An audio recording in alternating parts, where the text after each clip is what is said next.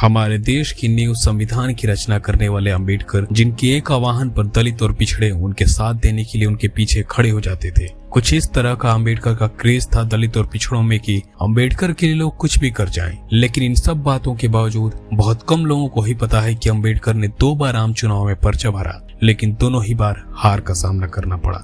Welcome to walk world.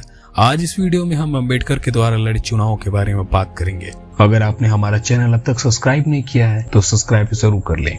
तो चलिए शुरू करते हैं, या यूं कहें आरंभ करते हैं।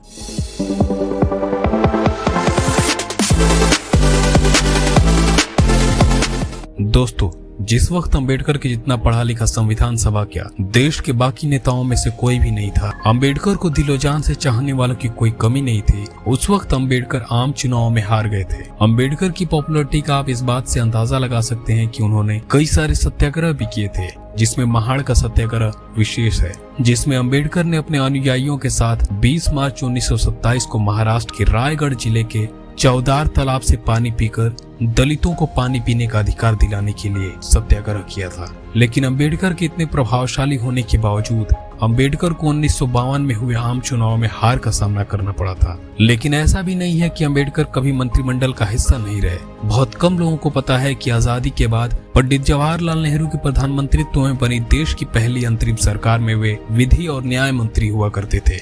लेकिन कई मुद्दों पर कांग्रेस से मतभेद होने के कारण 27 सितंबर 1951 को मंत्रिमंडल से इस्तीफा दे दिए। इसके बाद आया देश में पहला आम चुनाव। साल था 1952। बाबा साहब ने अपनी बनाई पार्टी शेड्यूल कास्ट फेडरेशन के बैनर पर 35 प्रत्याशी खड़े किए। लेकिन उन दिनों लोगों में कांग्रेस के प्रति इतना लगाव था कि उनकी पार्टी सिर्फ 2 सीटों पर ही जीत हासिल कर सकी। अंबेडकर खुद बंबई शहर के उत्तरी सीट से लगभग 15,000 वोटों से चुनाव हार गए। अंबेडकर को कुल 1,23,576 वोट मिले थे। लेकिन उस समय लोग जीत और हार को ज्यादा महत्व नहीं देते थे, क्योंकि 1,23,000 लोग अंबेडकर के विचारों और नीतियों से सहमत हो, ये कोई छोटी बात तो नहीं है, और जनता के हितों के लिए काम करते रहते थे। आगे अंबेडकर ने 1952 में ही लोकसभा के लिए हुए उपचुनाव में फिर से खड़े हुए, लेकिन इस बार भी अंबेडकर अपनी हाल को नहीं टाल सके।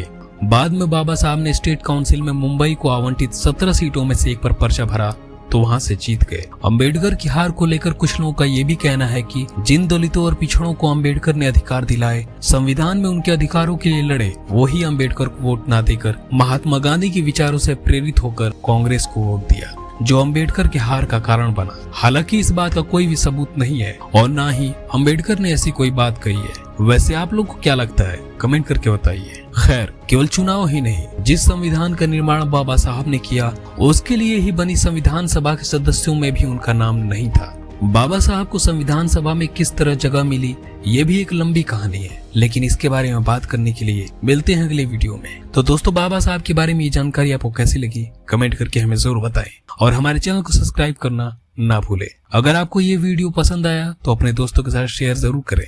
जय भीम।